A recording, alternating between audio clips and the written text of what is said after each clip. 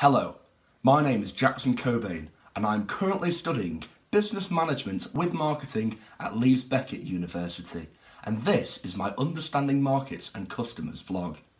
According to the Chartered Institute of Marketing 2015, marketing is the management process responsible for identifying, anticipating and satisfying customer requirements profitably. In this video today, I'm going to be discussing my purchasing behaviour based on two completely different purchases. These two products are based on two buying situations. The first of the two is a Subway sandwich.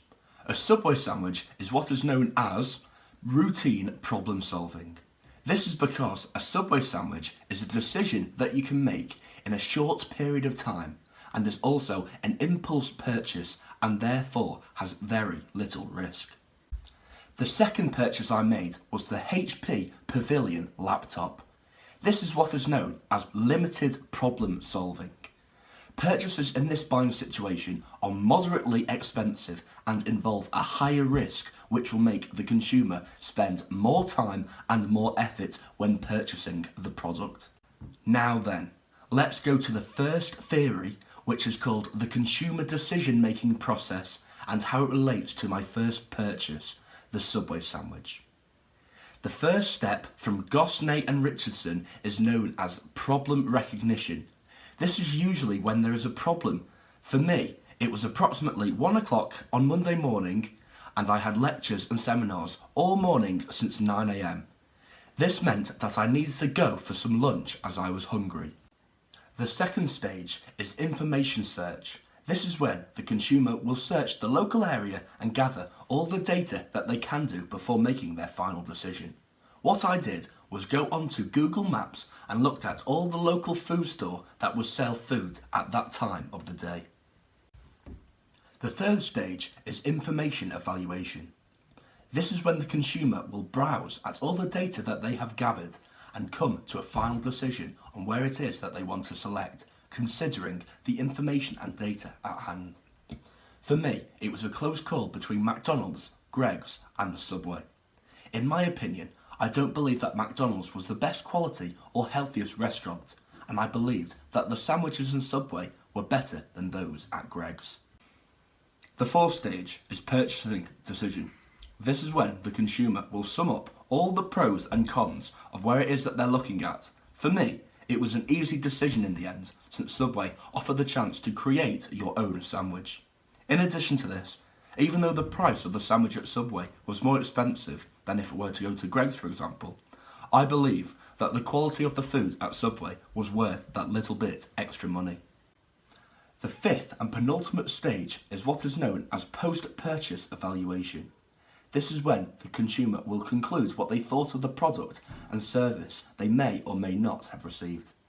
In my opinion, I was very happy with the purchase of the Subway sandwich because it was simple, easy, and the service I received once in the store was second to none, since I was in and out of there in less than 5 minutes. The final stage is feedback prior to the next decision. This is where the consumer is given the opportunity to review what their experience had been like whilst being in the store and give their opinions on how they thought their meal had been. They could do this either on social media or on the website of the restaurant/store. Moving on from there to my other example, which is the HP Pavilion laptop, I'm going to relate this to the theory of planned behaviour. As you can see from the graph below, it consists of 4 different categories. These categories consist of attitude, subjective norms, perceived behavioural control, intention and behaviour.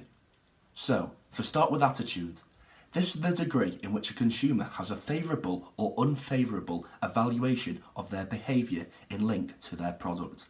Linking it to my example, when I was thinking about purchasing a new laptop, it would usually be only when if there is something wrong with the laptop. For example, it would have to have a cracked screen and the broadband would also be very slow compared to other and new better laptops in the marketplace at that current time. Subjective behaviour is what other people expect me to do.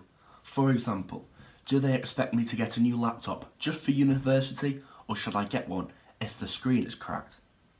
Perceived behavioural control is the assumed past experiences and anticipated impediments and obstacles. So in relation to my laptop, do I really need to buy it, or am I subconsciously telling myself I need it because I'm afraid of what other people might think? Am I buying it purely for the sake of buying a new laptop? Intention is how willing a person is to perform. So for me, this is whether I'm going to buy the laptop. Behaviour. This is when all of the other categories have come through. For example, the attitude, subjective norms and perceived behavioural control leads to the intention, and after that, the behaviour is that you go and purchase the product itself. Thank you for watching, and please see my references in the description below.